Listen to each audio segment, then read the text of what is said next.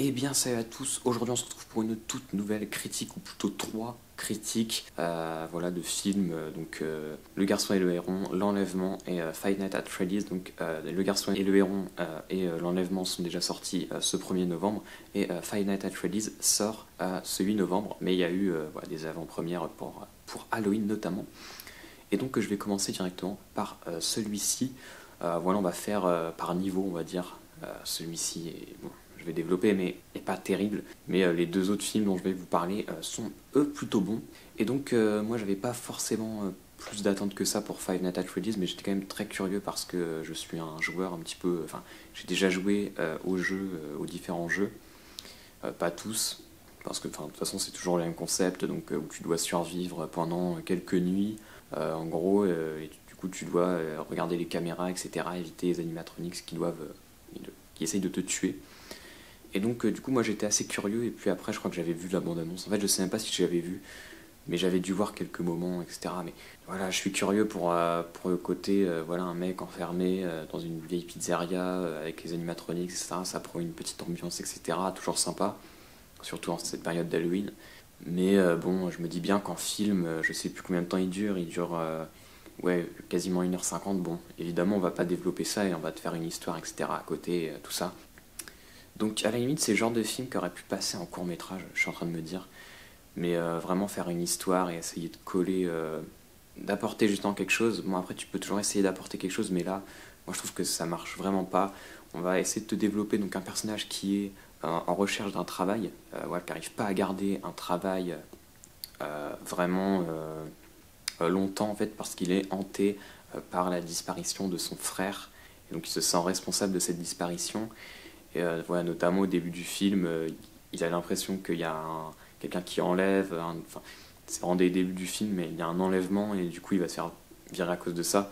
Et donc bon voilà, ça vient un peu avec les gros sabots, on va dire. Et du coup, on va développer un peu ce personnage et voilà, essayer d'affronter tes peurs, etc. Notamment avec tout ce concept donc dans cette pizzeria avec ses animatronics. Bon bref, vous voyez un peu où je veux en venir si vous n'avez pas vu le film. Mais ouais, c'est un peu triste, surtout cette façon de relier justement ce qu'il y a derrière cette pizzeria par rapport justement au personnage lui-même. Enfin, j'ai trouvé ça assez idiot. Bon, le film ne fait absolument pas peur, mais bon, je m'attendais pas forcément à avoir peur, mais quand même qu'il y ait une petite ambiance, qu'il y ait quelque chose. Mais même la photographie, elle est vraiment pas inspirée. C'est beaucoup trop sombre, même si ça peut se comprendre que ce soit sombre, mais il y a un truc, enfin, franchement, c'est vraiment dommage. Et puis c'est pareil, enfin, en fait, le concept lui-même de Five Nights at Freddy's, donc qui est de suivre quelqu'un, enfin, du coup, le personnage regarde des caméras pour enfin, pour essayer de survivre, pour éviter de se faire tuer. En fait, il est même pas exploité. Donc, enfin, vraiment, c'est le B à bas. J'ai cru au début un petit peu en voyant. Enfin, au début, tu te dis, ok, ils exploitent un peu, mais en fait, même pas. Et ouais, non, c'est vraiment. C'est un peu du gâchis, même si, bon, en même temps, faire un film avec ce jeu-là, voilà, c'est dommage. Et enfin, c'est surtout que c'est vraiment très très mauvais, quoi. Ça peut se regarder, mais enfin, franchement, puis les acteurs, bon, voilà, ils ont pas grand-chose à jouer. Donc voilà, moi je vous conseillerais pas trop d'aller voir ce film, hein, franchement. Bon, ça a énormément de succès, ils vont faire une suite. Bon, qu'est-ce que vous voulez. Donc je vais directement passer à un film un petit peu plus intéressant quand même, le film Rapido, L'Enlèvement, donc le nouveau film de Marco Bellocchio, donc moi que je connaissais pour Le Traître, et puis pour, je sais plus comment ça s'appelle, je crois que c'est son premier film, c'est Les Poings dans la poche, non, ouais, les Poings dans les poches. Donc un film que j'avais d'ailleurs bon, trouvé sympathique, mais pas au niveau de ce que l'on m'avait vendu. Et puis Le Traître, par contre, j'avais vraiment beaucoup aimé ce film. Donc qui était son dernier en date avant celui-là, il me semble. Après, je crois qu'il a fait un documentaire. Enfin bref, et il a fait une série aussi que j'ai vue, d'ailleurs Esternonoté, qui est très très bonne. Et donc L'Enlèvement, moi c'est un film dont j'étais assez curieux, et en même temps les retours à Cannes n'étaient pas forcément, enfin les retours de Cannes n'étaient pas forcément incroyables. Donc j'avais un peu oublié ce film. Et en fait, bah, c'est un très très bon film. Je préfère quand même Le Traître, mais alors pour vous parler un petit peu de l'histoire, on va parler donc comme le titre l'indique, d'un enlèvement donc, qui a eu lieu en 1858 en Italie. Donc l'enlèvement de Edgardo Mortara, qui était un jeune garçon qui avait 6 ans, et donc il est juif, et en gros il se fait enlever parce qu'il aurait été baptisé en secret par sa nourrice, et donc on voit cette scène quand il se fait baptiser dès le début du film, et donc en fait il se fait enlever pour recevoir, par ordre du pape, pour recevoir une éducation catholique, alors qu'il y a une éducation juive, et donc il y a ses parents, il y a ses frères, famille nombreuse, et donc on va suivre un petit peu cette bataille, à la fois donc, du côté de sa famille pour essayer de le récupérer, et puis on va être de l'autre côté, justement avec le pape, etc., où on va suivre finalement cette nouvelle éducation, et où est-ce que lui se place. Et donc c'est un film qui joue vachement sur les montages à éterner, etc., entre les juifs, donc entre sa famille, et puis le pape et les autres personnages. Donc c'est un film déjà qui est très très bien monté. La photographie est très très belle, il y a vraiment il y a vraiment une ampleur dans la photographie, elle est vraiment magnifique. Après, moi ce que je dirais, peut-être que je trouve le film un petit peu trop classique, tu vois un petit peu où ça doit en venir, etc. Peut-être que aussi les montées dramatiques, des fois c'est un peu forcé, enfin pas forcé, mais bon, tu vois où ça veut aller, quoi. Donc voilà, c'est une très très bonne histoire, c'est un très bon film, c'est très bien écrit, les acteurs ils sont vraiment très bons, voilà, le gamin est très très bon. Il y a des moments, justement, pour moi le film il tire vraiment sa force dans les moments d'intimité.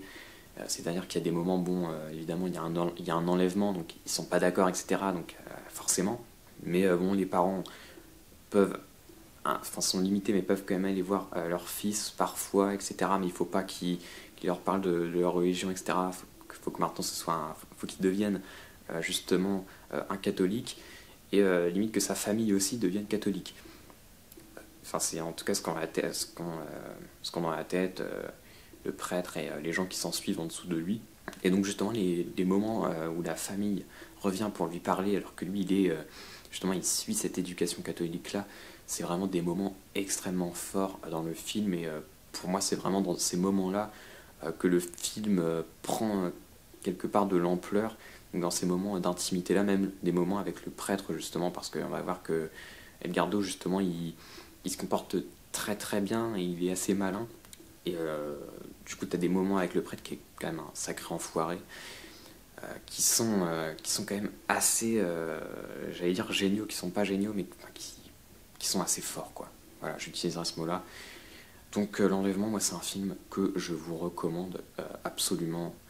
Voilà, c'est une très bonne histoire, c'est très bien monté, etc. On voit pas le temps passer. C'est pas un film que je reverrai, mais franchement, c'est très très bon.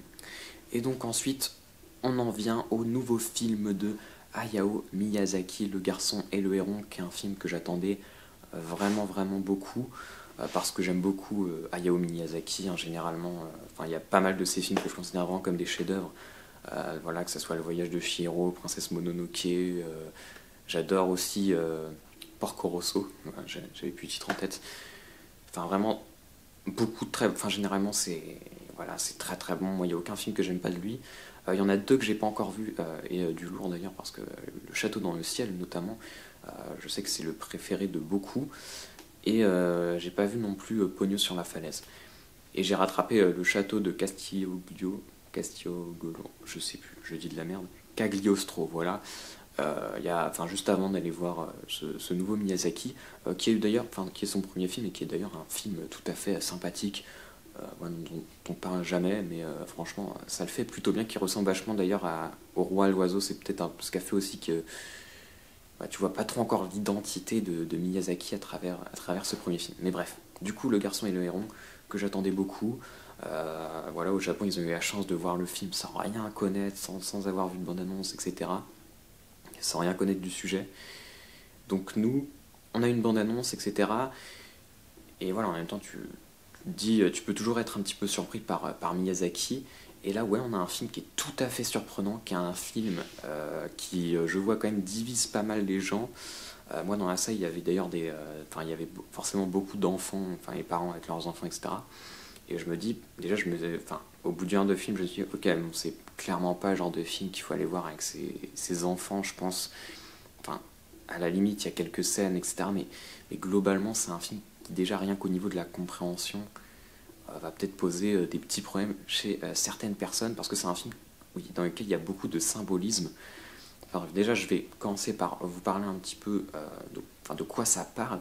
Donc on va se focaliser sur le personnage de Mahito, donc, qui a 11 ans, et donc en fait au tout début du film, sa mère meurt dans un incendie donc, pendant la Seconde Guerre mondiale. Et donc lui, il va devoir quitter Tokyo pour aller vivre chez sa tante, donc la sœur de sa mère, avec son père dans un petit village. Et donc, bon, d'ailleurs déjà, l'animation, elle est absolument incroyable, mais genre dès le début, dans les flammes, etc. Enfin, quand tu vois justement la ville en feu, etc. Enfin, l'animation est incroyable. Et puis après, on a justement une première partie. Voilà, on peut vraiment diviser le film en deux parties. Et une première partie qui va être très très calme. D'ailleurs, j'ai appris que Hayao Miyazaki était un fan de Ozu très récemment. Et tu vois clairement, j'ai pas encore vu énormément de films de Ozu, mais j'en ai vu assez pour comprendre un petit peu voilà, bon, ce qu'il aime, quoi. Et bon, il y a beaucoup de plans fixes, énormément. Et donc, il va filmer comme ça Mahito qui arrive comme ça dans ce village et qui s'installe et avec la nature, etc. Donc, il y a quelque chose comme ça de très posé par rapport à tous ces autres films où tu as des personnages qui arrivent dans des environnements, mais où direct ça part, quoi. Là, c'est très posé. Et oui, il va y avoir tout un mystère qui va être révélé avec justement l'oncle de sa mère, de sa tante, etc. Avec justement une tour à côté. On ne sait pas trop ce qui se passe, avec un héron qui arrive dès le début.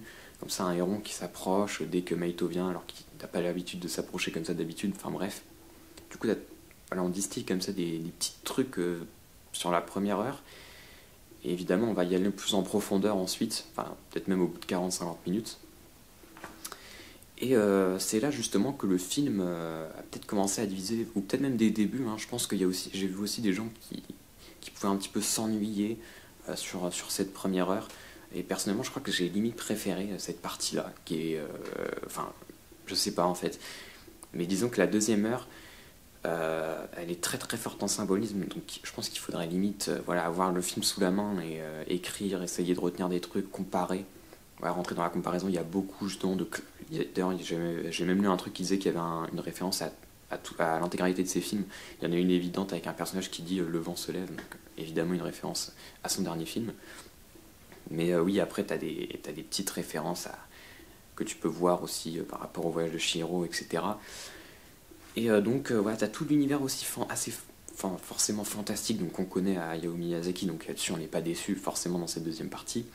Et en même temps, moi, le problème que j'ai peut-être, voilà, je trouve pas le film parfait, mais je trouve le film franchement très bon, c'est peut-être que justement on croit peut-être pas assez à cet imaginaire-là et on n'a peut-être pas assez le temps d'y croire. C'est-à-dire que justement dans cette deuxième partie, ça va très vite et on empile finalement les différents symbolismes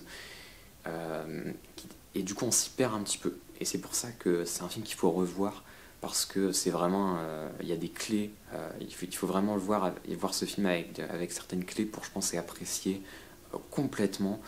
Mais en tout cas, c'est un film qui est très riche, sûrement l'un des films les plus riches de Miyazaki. Et donc, ça ne sera pas son dernier film comme on le croyait il y a encore quelques mois. Il prévoit encore quelque chose ensuite, je ne sais pas ce qu'il fera. Mais en tout cas, c'est un très beau film, déjà formellement. Et puis même dans ce que ça raconte, c'est évidemment très beau, comme ça, un espèce de cadeau de la part de Miyazaki à ses spectateurs, où clairement Miyazaki, c'est l'oncle. Et voilà, où va le flambeau? Qu'est-ce qu'il lègue finalement aux spectateurs? Qu'est-ce que cet oncle lègue à Mahito? Voilà, il y a des lectures comme ça à voir. Donc c'est un film, du coup, je le redis, que j'ai quand même trouvé très bon. Donc voilà, n'hésitez pas à me dire ce que vous avez pensé des 3 films dont je viens de vous parler. Et puis moi, je vous dis salut.